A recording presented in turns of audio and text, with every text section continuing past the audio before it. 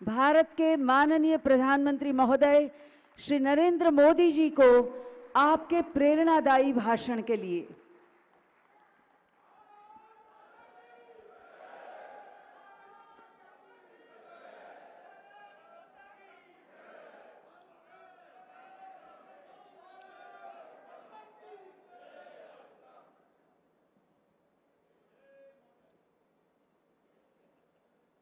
भारत माता की।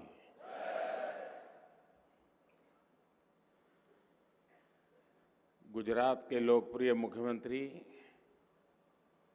श्री भूपेंद्र भाई पटेल, केंद्रीय मंत्रिमंडल में मेरे सहयोगी अमित भाई शाह, मनसुख भाई मांडविया, संसद में मेरे साथी CR पाटिल, गुजरात सरकार में मंत्री जगदीश भाई विश्वकर्मा, सांसदगण, विधायकगण, गुजरात सरकार के सभी मंत्रीगण, सहकारिता आंदोलन से जुड़े सभी वरिष्ठ महानुभाव, इफ्को प्रीमाइसिस में भी एक बड़ा कार्यक्रम इसके साथ पैरेलल चल रहा है। वहां उपस्थित इफ्को के चेयरमैन दिलीप भाई, इफ्को के सभी साथी, देश भर में लाखों स्थानों पर आज सारे किसान गुजरात के गांधीनगर के महात्मा मंदिर से जुड़े हुए हैं। मैं उन सभी किसानों को भी नमस्कार करता हूं। आज यहां हम सहकार से समृद्धि की चर्चा कर रहे हैं। सहकार गांव के स्वावलंबन का भी बहुत बड़ा माध्यम है और उसमें आत्मनिर्भर भारत की ऊर्जा है। आत्मनिर्भर भारत के निर्माण के लिए गांव का आत्मनिर्भर होना बहुत आवश्यक है और इसलिए पूज्य बापू और सरदार साहब ने जो रास्ता हमें दिखाया, उसके अनुसार आज हम मॉडल कोऑपरेटिव विलेज उस दिशा में आगे बढ़ रहे हैं। गुजरात के ऐसे 6 गांव चिन्हित भी किए गए हैं जहां पूरी तरह से कोऑपरेटिव व्यवस्थाएं लागू की जाएगी। साथियों, आज आत्मनिर्भर कृषि के लिए देश के पहले नैनो यूरिया प्लांट का लोकार्पण करते हुए भी मैं सच्चे हृदय से बताता हूं कि मैं एक विशेष आनंद की अनुभूति करता हूं। जरा कल्पना कीजिए, आज जब किसान यूरिया लेने जाता है, उस दृश्य को जरा मन में लाइए और होने वाला क्या है उसका मैं वर्णन करता हूं, उसको जरा मन पर लाइए। अब यूरिया की एक बोरी, उसकी जितनी ताकत है, यानी यूरिया की बोरी की ताकत एक बोतल में समा गई है। यानी नैनो यूरिया की आधा लीटर बोतल किसान की एक बोरी यूरिया की जरूरत को पूरा करेगी। कितना खर्चा कम हो जाएगा ट्रांसपोर्टेशन का, बाकी सब चीजों का। और कल्पना कीजिए छोटे किसानों के लिए ये कितना बड़ा संबल है।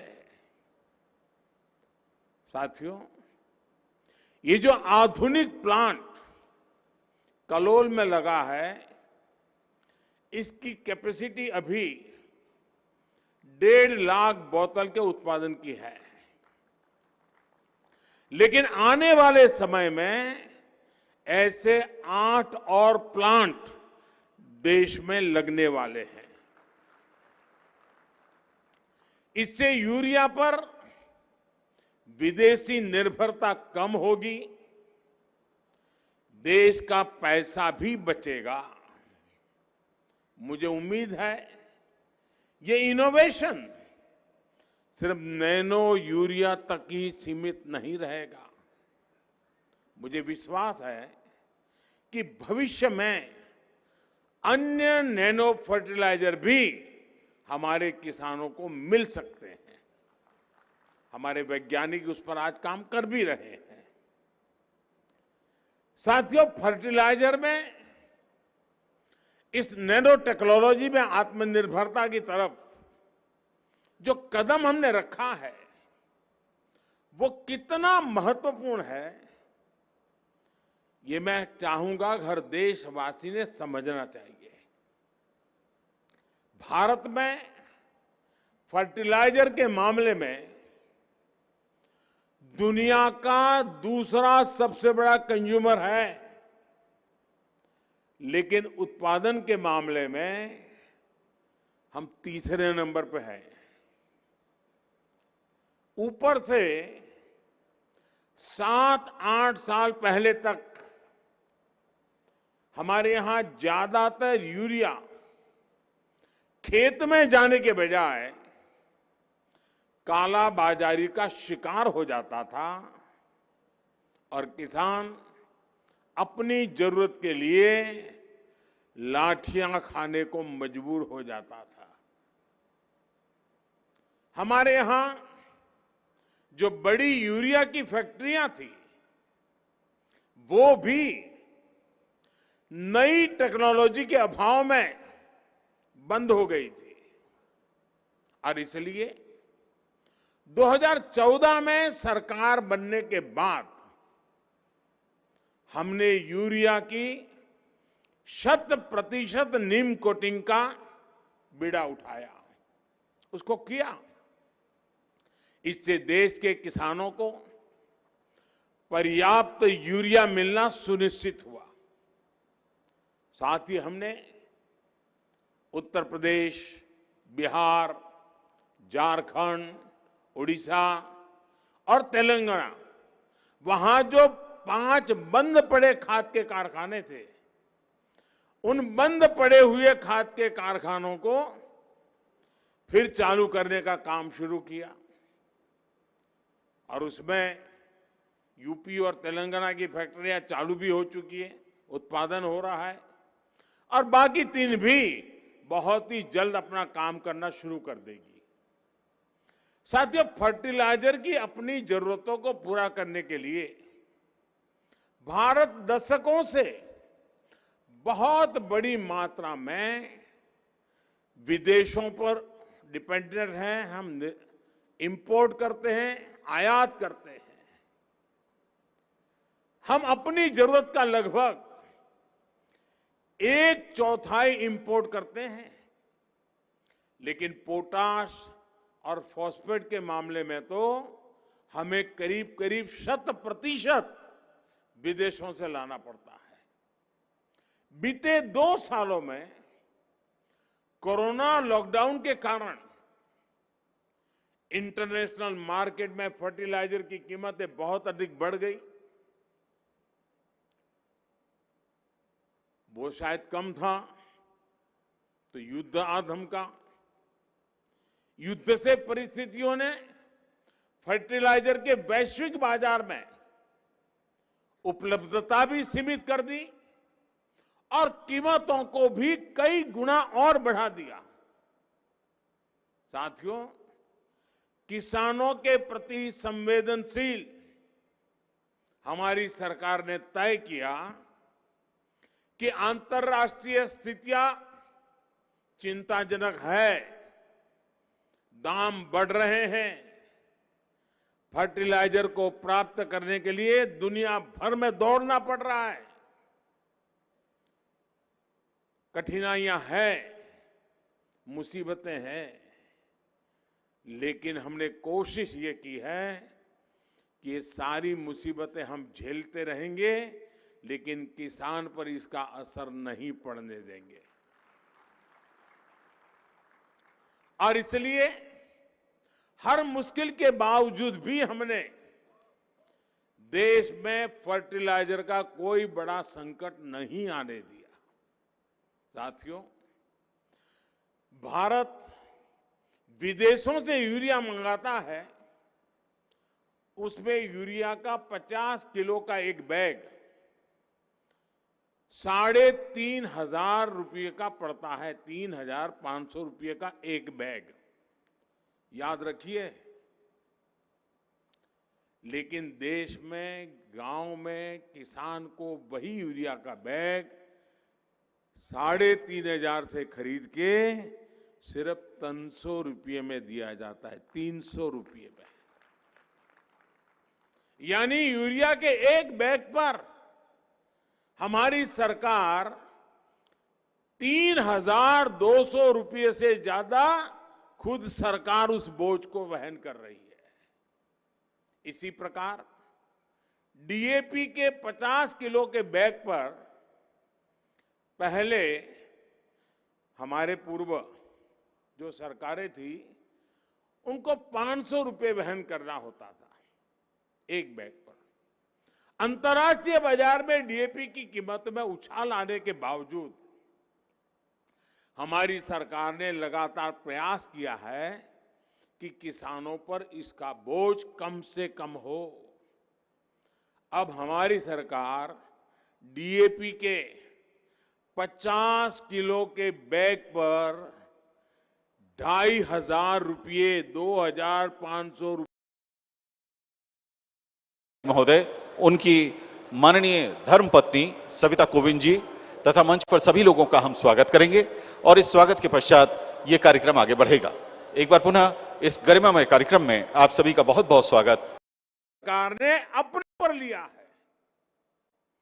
भारत के किसान को दिक्कत ना हो, इसके लिए पिछले साल 1,60,000 करोड़ रुपए की 1,60,000 करोड़ रुपए की सब्सिडी फर्टिलाइजर में केंद्र सरकार ने दी है। किसानों को मिलने वाली ये राहत इस साल लगभग 2 लाख करोड़ रुपए से ज्यादा होने वाली है। साथियों, देश के किसान के हित में जो भी जरूरी हो वो हम करते हैं, करेंगे और देश के किसान की ताकत बढ़ाते रहेंगे। लेकिन हमने सोचना भी चाहिए, क्या हम 21वीं सदी में अपने किसानों को सिर्फ विदेशी परिस्थितियों पर निर्भर रख सकते हैं क्या? हर साल ये जो लाखों करोड़ रुपए केंद्र सरकार खर्च कर रही है, ये विदेश क्यों जाए?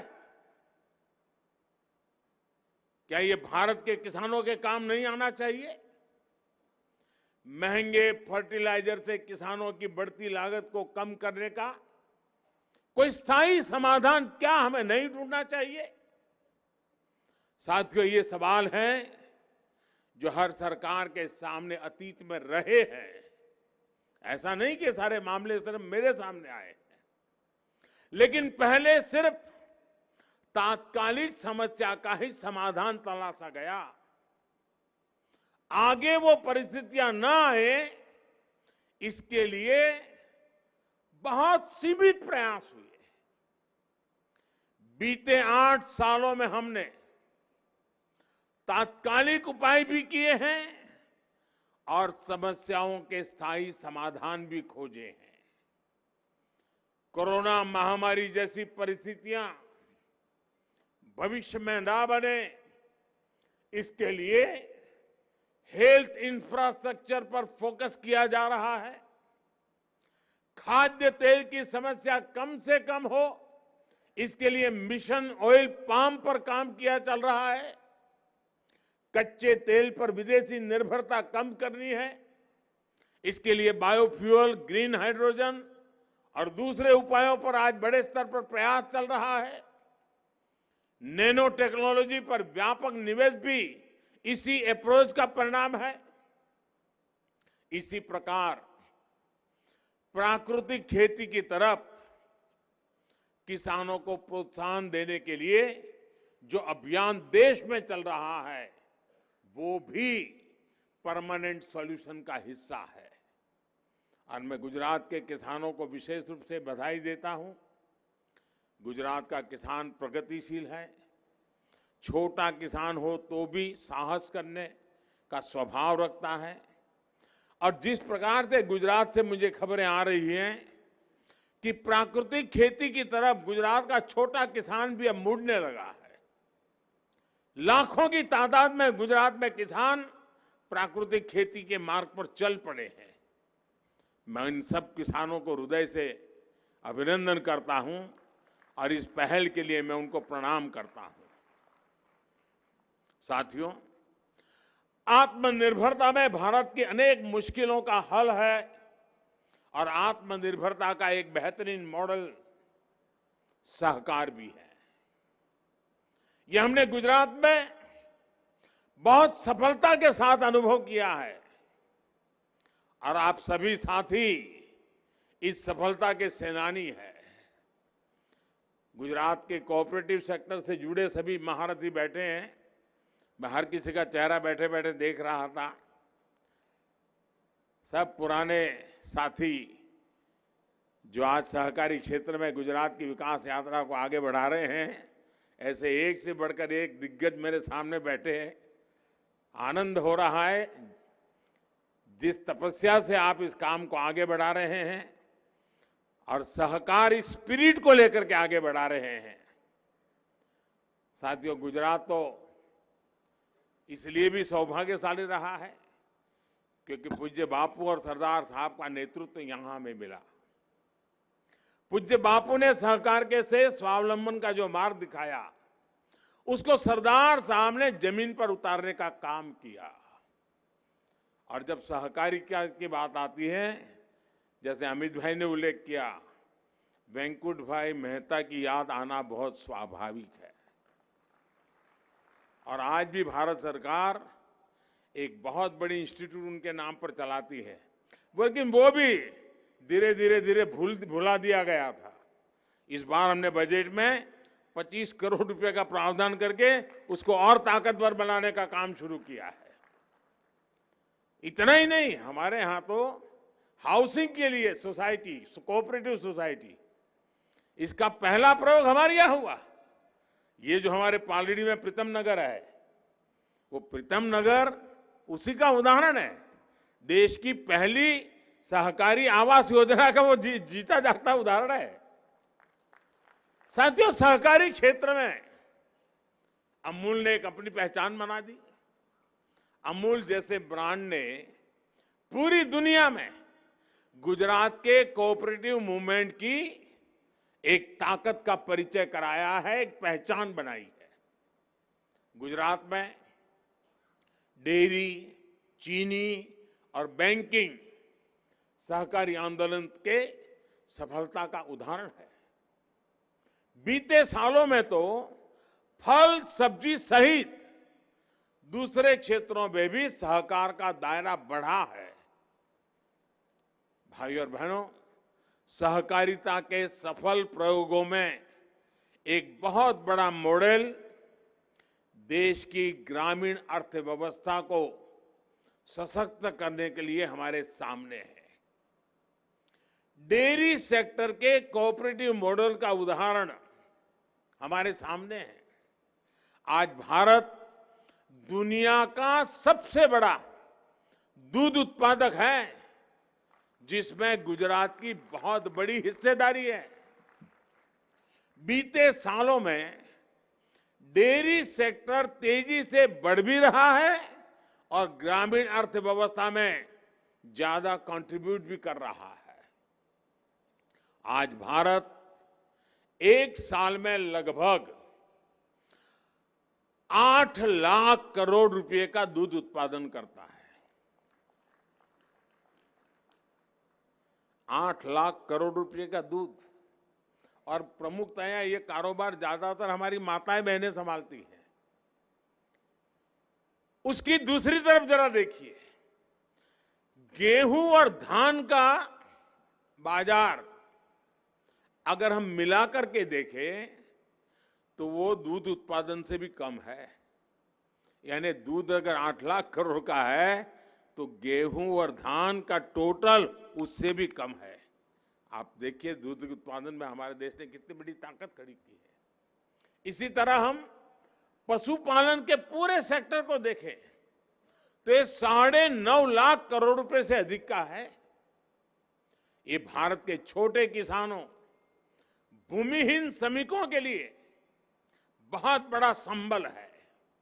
साथियों, बीते दशकों में गुजरात में अगर गांवों में अधिक समृद्धि देखने को मिली है तो उसका एक बहुत बड़ा कारण डेयरी सेक्टर से जुड़े कोऑपरेटिव्स रहे हैं। और आपको हैरानी होगी, अगर हम कुछ भी कोई चीज याद कराते हैं तो किसी को लगता है कि हम किसी की आलोचना करते हैं। आलोचना नहीं करते हैं, लेकिन कभी कोई चीज को याद इसलिए करना होता है कि पहले क्या होता था। हमारे देश में, हमारे गुजरात में, कच्छ सौराष्ट्र में डेयरी करना, डेयरी का निर्माण करना, इस पर रोक लगाने के प्रावधान किए गए थे। यानी एक प्रकार से इलीगल एक्टिविटी में डाल दिया गया था। जब मैं यहां था तो हमने कहा भाई ये अमूल बढ़ रहा है तो कच्छ की डेयरी भी बढ़ सकती है, अमरेली की डेयरी भी बढ़ सकती है, हम रोक कर क्यों बैठे हैं। और आज गुजरात में चारों दिशा में डेयरी का क्षेत्र बहुत ताकत के साथ खड़ा हो गया। गुजरात में भी दूध आधारित उद्योगों का व्यापक प्रसार इसलिए हुआ क्योंकि इसमें सरकार की तरफ से पाबंदियां कम से कम रही। सरकार जितना बच करके रहे बचने की कोशिश की और सहकारी क्षेत्रों को फलने फूलने की पूरी आजादी दी। सरकार यहां सिर्फ एक फैसिलिटेटर की भूमिका निभाती है, बाकी का काम या तो आप जैसे सारे हमारे सहकारी का क्षेत्र को समर्पित सारे हमारे साथी कर रहे हैं या तो हमारे किसान भाई बहन कर रहे हैं। दूध उत्पादक और दूध का व्यवसाय करने वाला प्राइवेट और कोऑपरेटिव सेक्टर दोनों एक दूसरे से जुड़े हैं और एक बेहतरीन सप्लाई और वैल्यू चेन उन्होंने खड़ी की है। साथियों, सबसे बड़ी बात, डेयरी सेक्टर में सबसे अधिक हमारे छोटे किसान हैं और जैसा मैंने पहले कहा, हमारी माताएं बहनें इस काम को संभालती हैं। गुजरात में लगभग 70 लाख बहनें आज इस मूवमेंट का हिस्सा है। 70 लाख बहनें ने 50 लाख से अधिक परिवार होंगे ही होंगे जी। 5,500 से अधिक मिल्क कोऑपरेटिव सोसाइटी आज गुजरात में हमारी माताएं बहनें चला रही है। अमूल जैसे अंतर्राष्ट्रीय ब्रांड को बनाने में भी गुजरात की हमारी बहनों की बहुत बड़ी भूमिका है। एक प्रकार से सहकारिता ने गुजरात में महिला उद्यमिता को नए आयाम दिए हैं। हम लिज्जत पापड़ तो जानते ही हैं। आदिवासी क्षेत्र की गरीब माताओं बहनों से शुरू किया गया काम आज एक मल्टीनेशनल ब्रांड बन गया है।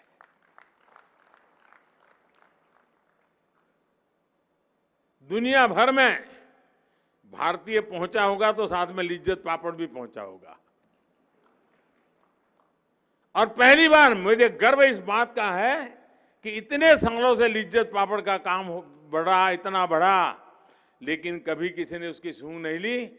हमने पिछली बार पद्मश्री का अवार्ड उनको दिया जिन्होंने इस लिज्जत पापड़ को, अब तो उनकी आयु 90 से ऊपर हो गई है, मूल गुजराती है, मुंबई में रहते हैं, लेकिन वो माताजी आई और उन्होंने बहुत आशीर्वाद दिए। यानी हमारी सहकारिता का स्पिरिट और हमारी माताओं बहनों का एक कौशल्य, अगर अमूल ब्रांड बन जाता है तो लिज्जत भी तो एक ब्रांड बन गया है। हमारी बहनों बेटियों के मैनेजमेंट कौशल को अगर देखना है तो कोऑपरेटिव्स में हम स्पष्ट रूप से देख सकते हैं।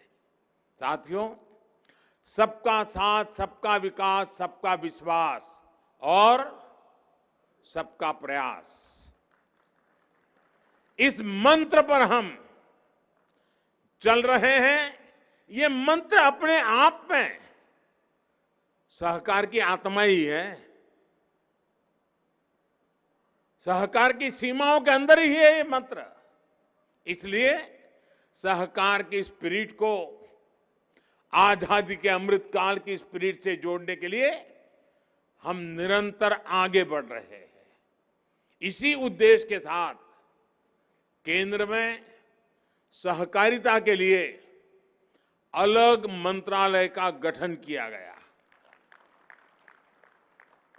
और कोशिश यही है कि देश में सहकारिता आधारित आर्थिक मॉडल को प्रोत्साहित किया जाए। इसके लिए एक के बाद एक नए कदम उठाए जा रहे हैं।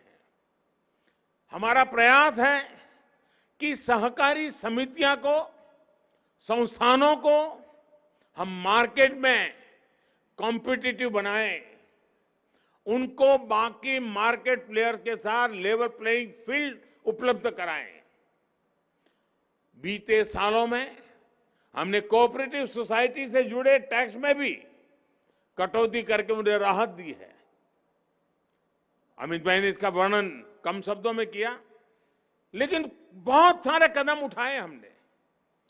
सरचार्ज की बात उन्होंने कही और पहले तो शिकायत रहती थी, इसमें भी सुधार करते हुए हमने सहकारी समितियों को किसान उत्पादक संघों के बराबर करके रख दिया। इससे सहकारी समितियों को ग्रो करने में बहुत मदद मिलेगी।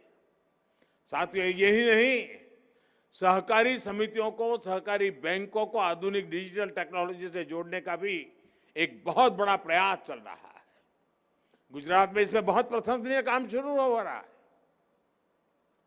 इतना ही नहीं, मैं जब मुख्यमंत्री था तो सहकारी क्षेत्र में, जो अमित भाई ने थोड़ा वर्णन किया, इनकम टैक्स लगता था और मैं भारत सरकार को चिट्ठी लिखता रहता था। और भारत सरकार में भी ये डिपार्टमेंट वो लोग संभालते थे जो खुद सहकारी आंदोलन से जुड़े हुए थे, लेकिन उन्होंने गुजरात की बात मानी नहीं, देश के सहकारिता के क्षेत्र के लोगों की बात मानी नहीं। हमने जाकर के उस समस्या का भी समाधान कर दिया। साथियों, मुझे बताया गया है कि डिस्ट्रिक्ट कोऑपरेटिव बैंकों ने लगभग 8 लाख किसानों को रुपये किसान कार्ड जारी किए हैं। बाकी बैंकों की तरह ही ऑनलाइन बैंकिंग की सुविधा भी आज किसानों को मिल रही है। जब देश की सभी, जिसका अभी अमित भाई ने वर्णन किया, 63,000 primary agriculture credit society, PACS, PACS कंप्यूटरीकृत हो जाएगी, कंप्यूटराइजेशन उसका हो जाएगा, तो हमारी कोऑपरेटिव की तस्वीर पूरी तरह बदल जाने वाली है। इससे हमारे किसानों को बहुत लाभ होगा, क्योंकि इन सोसाइटीज में अधिकांश सदस्य किसान ही है। मुझे एक और खुशी की भी बात है, मुझे बीच में पता चला कि अब सहकारी क्षेत्र से जुड़े हुए कई लोग भारत सरकार का जो जैम पोर्टल है, कुछ भी खरीदी करनी है तो जैम पोर्टल के माध्यम से करते हैं। उसके कारण एक ट्रांसपेरेंसी आई है, गति बढ़ी है और दाम भी कम खर्चे में आवश्यकता पूरी हो रही है। भारत सरकार के जेम पोर्टल को सहकारी क्षेत्र के लोगों ने स्वीकार किया है, इसलिए मैं सहकारी क्षेत्र के लोगों का हृदय से धन्यवाद करता हूं। साथियों, सहकार की सबसे बड़ी ताकत भरोसा है, सहयोग है, सबके सामर्थ्य से संगठन के सामर्थ्य को बढ़ाने का है। यही आजादी के अमृत काल में भारत की सफलता की गारंटी है।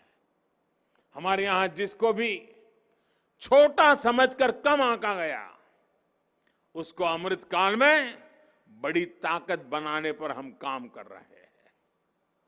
छोटे किसानों को आज हर प्रकार से सशक्त किया जा रहा है। इसी प्रकार लघु उद्योगों, एमएसएमईज को भारत की आत्मनिर्भर सप्लाई चेन का मजबूत हिस्सा बनाया जा रहा है। जो हमारे छोटे दुकानदार है, व्यापारी है, उनको भी एक डिजिटल टेक्नोलॉजी का platform ONDC, open network for digital commerce उपलब्ध कराया जा रहा है। इससे डिजिटल स्पेस में स्वस्थ स्पर्धा को प्रोत्साहन मिलेगा, देश के छोटे व्यापारियों को भी बराबरी का मौका मिलेगा। ये भारत के ई कॉमर्स मार्केट की संभावनाओं को बल देगा, जिसका गुजरात के छोटे व्यापारियों को भी निश्चित रूप से लाभ होगा। साथियों, गुजरात व्यापार कारोबार की परंपरा से जुड़ा राज्य रहा है। अच्छे व्यापारी की कसौटी ये है कि वो मुश्किल हालत में भी कैसे व्यापार को अच्छे से संभालता है। सरकार की भी यही कसौटी होती है कि चुनौतियों के बीच वो कैसे समाधान निकालने के लिए नए नए तरीके खोजती है। ये जितने भी प्रावधान, जितने भी रिफॉर्म बीते वर्षों से हम देख रहे हैं, ये आपदा को अवसर में बदलने का ही हमारा प्रयास है। मुझे विश्वास है कि सहकार की हमारी स्पिरिट हमें अपने संकल्पों की सिद्धि में मदद करेगी। और अभी एक बहुत बढ़िया वाक्य भूपेंद्र भाई ने अपने भाषण में कहा। उन्होंने कहा कि आजादी के पहले आजादी का एक शस्त्र था असहकार, आजादी के बाद समृद्धि का एक शस्त्र है सहकार। असहकार से सहकार तक की ये यात्रा समृद्धि की ऊंचाइयों को प्राप्त करने वाली, सबका साथ सबका विकास के मंत्र को चरितार्थ करने वाले हमारी राह है। इस राह पर आत्मविश्वास के साथ हम चले, देश भर के लोगों को भी इस पवित्र कार्य से हम जोड़े। गुजरात की कोऑपरेटिव मूवमेंट का विस्तार हिंदुस्तान के और क्षेत्रों में जितना ज्यादा हो, उस क्षेत्र के लोगों की भलाई के लिए काम आएगा। मैं गुजरात सरकार का बहुत आभारी हूं कि सहकारी क्षेत्र के इन दिग्गजों के साथ आज मुझे मिलने का अवसर मिला, क्योंकि जब मैं गुजरात में था हमेशा उन्हें अपनी शिकायतें लेकर के आना पड़ता था, लेकिन आज वो अपना रिपोर्ट कार्ड लेकर के आते हैं कि हम इतने कम समय में यहां पहुंच गए, हमने हमारी सोसाइटी को यहां ले गए, हमने हमारी संस्था को यहां पहुंचा दिया, पहले हमारा टर्नओवर इतना था, अब हमारा टर्नओवर इतना हो गया। बड़े गर्व के साथ छोटी छोटी सोसाइटी के लोग मिल जाते, कहते हैं हमने तो साहब सब कंप्यूटर पे चलाते हैं, सब हमारे यहाँ ऑनलाइन होने लगा है। ये जो बदलाव गुजरात के सहकारी क्षेत्र में देखने को मिलता है, वो अपने आप में गर्व करने वाला है। मैं आज आपकी इस तपस्या को प्रणाम करता हूं, इस महान परंपरा को प्रणाम करता हूं, और आजादी के इतने 75 साल जब मना रहे हैं, तब जिसके बीज पहले बोए गए थे, आज वो वट वृक्ष बन करके गुजरात के सार्वजनिक जीवन में, रचनात्मक प्रवृत्ति में, आर्थिक व्यवस्था के आधार सहकारी प्रवृत्ति के रूप में बढ़ रहा है। वो अपने आप में एक प्रसन्नता का, आनंद का विषय में सबको प्रणाम करते हुए, हृदय से आपका धन्यवाद करते हुए मेरी वाणी को विराम देता हूं। मेरे साथ पूरी ताकत से बोलिए, भारत माता की, भारत माता की, भारत माता की। धन्यवाद। नया संकल्प है, नई है ऊर्जा, नया है मंत्र, नया है प्राण।